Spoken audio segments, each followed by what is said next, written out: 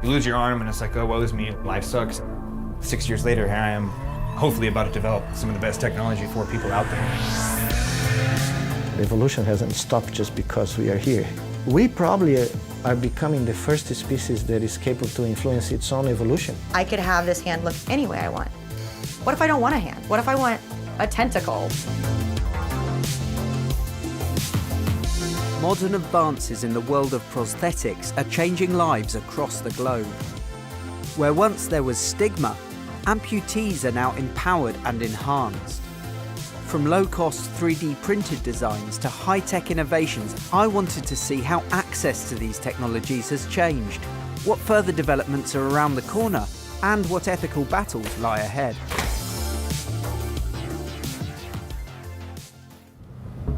This is bionic actor Angel Giuffria. Angel is a congenital amputee. Look at their little faces. Born without her left hand. Is it safer to do it with your other arm? Yeah, that's right. We met up at her home on Louisiana's Pearl River.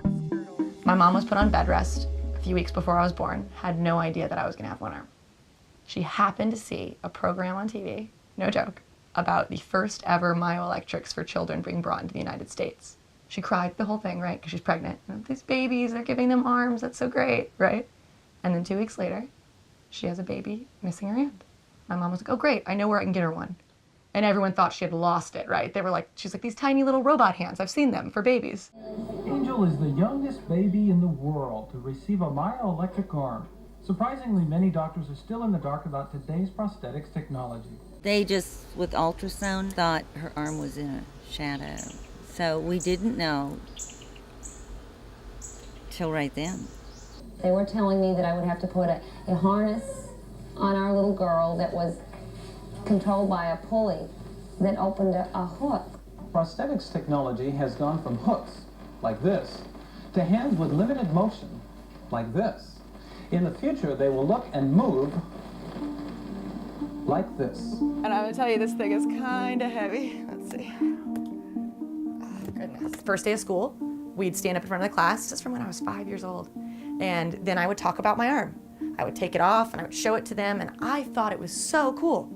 I never thought there was an issue with my arm. And then I met kids and I met other adults, and I started to realize that everyone doesn't think this is as cool as I do. You know, I had kids that were afraid of me. I had a kid that cried when I took off my arm. What kind of a toll do you think that took on you? I have one hand. A big thing with this one was I was tired of telling people that I had one hand. We're having a conversation, say we just met. The whole time in my head I'd be going, did they notice yet? Did they notice yet? Did they notice yet?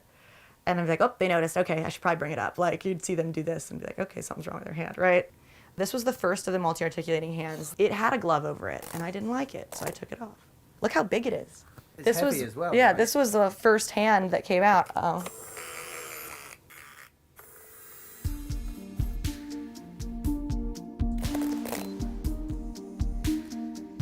With an arm like this, I'd imagine it's a lot more empowering. This is now mine. I designed this. This looks the way I want it to look. So I think it helps a lot with wanting to wear the device, wanting to learn to use the device. This is out there and this is okay. And I think that does get rid of a lot of the stigma that's attached to it, because stigma implies it's something you should be embarrassed about, and we're not. A cutting-edge bionic arm like Angel's can cost upwards of £20,000. But even people without access to such funds have options, thanks to the revolution in 3D printing. I paid a visit to Callum and Jamie Miller at their home in County Durham. This arm is all 3D printed, most of it in plastic, except from the part where it connects to all of the fingers, which helps me move it. All of these, they can't move unless you pull it there. So when I do that, it makes me clench my fist. After finding out that the waiting list for a printed prosthetic arm was 18 months long, Callum struck upon an idea. Some advert just popped up on my Facebook page for a 3D printer. 3D technology, I've never dealt with it, never done anything with it at all. It is mesmerising, you just sit there watching it, doing something, gazing at it, just printing something from nothing at the end of the day. How long do you find yourself wearing it? If I'm comfortable, like, for the first hour, then I'm probably comfortable for the next 5 hours. research? It makes me feel emotional when I watch him doing stuff for the first time. Oh my God.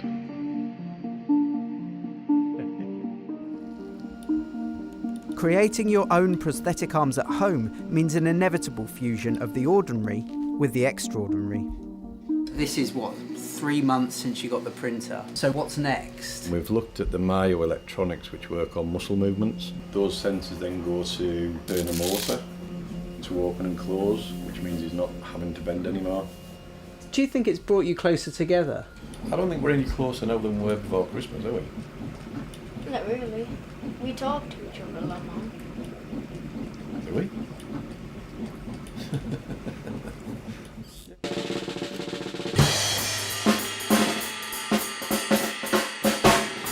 In McDonough, Georgia, I caught up with musician Jason Barnes.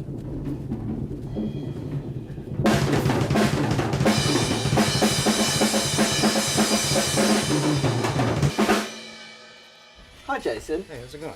Good, thank you. We listened for the drums and just kept coming. Oh, yeah. Unlike Angel and Jamie, Jason is an acquired amputee, having lost his hand in an accident at work. Wrong place, wrong time scenario. Transformer overloaded and arced a bolt of electricity into my back. When it happened, I was standing in a puddle of water with rubber boots on, so the electricity, I wasn't grounded, so it couldn't pass through me. And so that's what did the damage. It went in my left side and then exited through the right side of my body. And I woke up in the hospital and I had no idea what happened. I was just remember being burnt and the explosion sound. So I was like, did something like blow up or like, something happened, And they were like, no, you got electrocuted. Yeah, I was just, what? I had no idea. Jason doesn't remember anything. We didn't even know what hospital he was in. I didn't even know where he was working that day. And he was just totally burnt, His eyelashes and eyebrows were singed off. The doctor said, okay, we're going to take him off to surgery.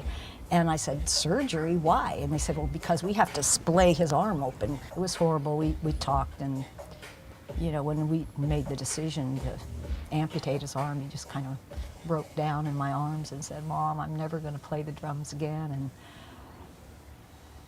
my life's over. That's what he thought. I was depressed beyond the normal person at that point in time. I finally was like here recovering, and I just got so bored one day is when I drug the drum kit out. I was like, I'm gonna tape the drumstick to my arm and then started playing, and I will never forget that feeling. But like when I went out there and playing, it was just like, I can still do this, you know what I mean? Like this is the turning point, there's no point in trying to stop. Jason took me to Georgia Tech University in Atlanta, where he's been working with musician and inventor Gil Weinberg on several limb adaptations that push at the boundaries of music. He wanted to recreate the motion of the wrist so he can hold the stick tight, but then I asked him if he's willing to play with us and do something different and more by having a second stick. And now Jason can create all kind of polyrhythms, because one of them can play 19 hits per second, the other one can play 20 hits per second and create all kinds of sophisticated rhythms that no humans can do. And this very much bridges the biological and the technological. We later figure out that with ultrasound we can actually have much more control. We can try to predict finger by finger, continuous control of each finger based on how his muscles in the residual limb move. So that would be my pinky. And then this would be my index, so the image looks completely different in the ultrasound.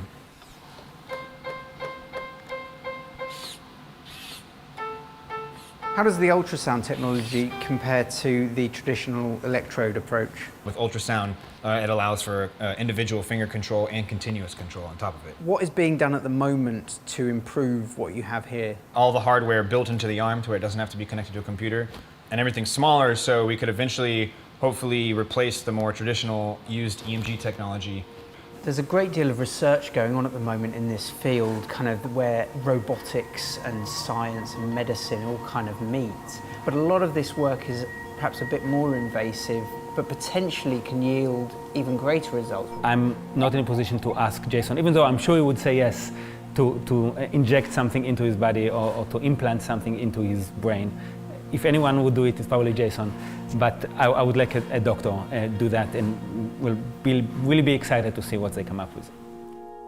Scientists at Duke University in North Carolina are working on such research with profound implications for the future of our species. So these are the tiny little sensors, these are wires, micro wires, that are implanted in the brain from where you can record the electrical signals produced by neurons. This is the electronics that I plug on top of it to basically amplify, filter, and broadcast these signals.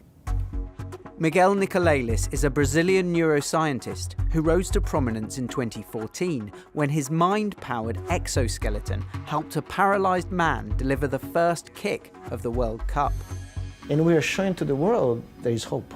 Getting a paraplegic to move, here we were, using science and the human spirit to do it.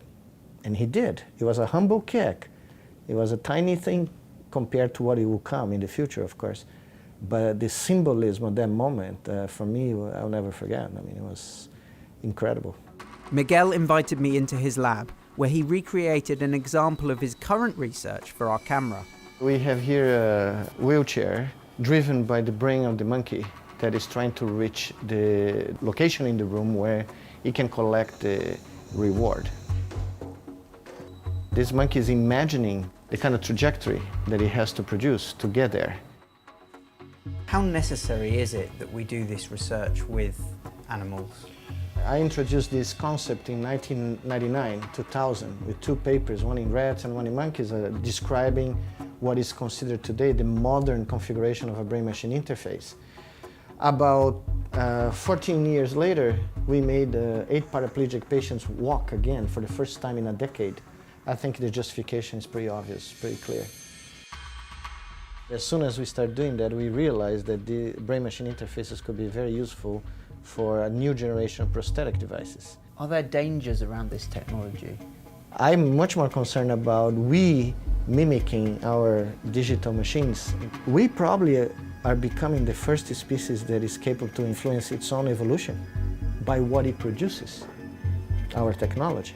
Because we're creating complete new constraints on how humans socialize, communicate, mate. So we are actually creating a new pathway without even knowing.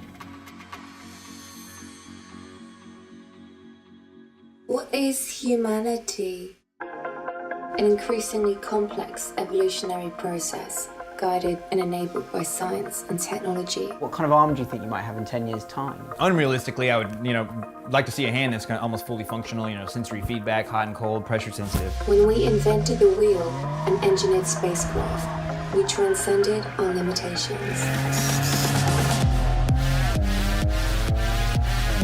In the 21st century, we are now fast approaching the age of the cybernetically enhanced and genetically modified. This is transhumanism. There's definitely a positive. Every single bad thing or negative thing that happens, there's something good that comes out of it. You just gotta find it sometimes and run with it, Do you fancy a proper bionic arm? That you can feel everything just like the other hand, it has like sensory feedback. I'm not sure really, because I want to know how you would get it and if you need to do anything else to your arm and stuff. Well, I suppose you'd need to have maybe even some implants in your brain and things like that. I might just stick with the sensors. Yeah, fair enough. Well, we needed to use the shopping cart, so that's why we went for upstairs. Stop it. Looking at Angel now, could you ever have imagined that she'd be sitting here with full bionic limb with flashing lights? We were told one day she would have every finger and, it would happen. I'm very, very proud of her. Like I always say, when I grow up, I want to be just like her because she was just like I asked for. She was perfect. How does that make you feel? I say it all the time when she's not around, right? That I get to talk about how much she did for me, and I don't tell her enough to her face, I guess, that it matters and it's important. And I'm so happy you are my mom and that I had you cheering me on and making me feel proud of being different and not that different was bad. Around my life, I have people that say things. Wow, I like your arm better than mine, or oh, I might get one of those. When you start thinking if someone's voluntarily, right, replacing their limbs. Ethics, when it comes to bionics, robotics, AI, all these things are gonna be huge. Hi, do you want it? I do. Do you do everything? You're keeping text? I can text it if I want to, yeah. Oh my God.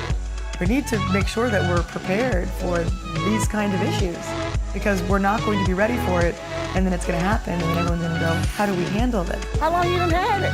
Oh, hell yeah, that's awesome as hell. There's going to be restrictions eventually, and they're going to say, you can't do that. Why not? You know, why can't I do the things that I want? People that have the need to make these modifications to their bodies, they can. That they have the choice.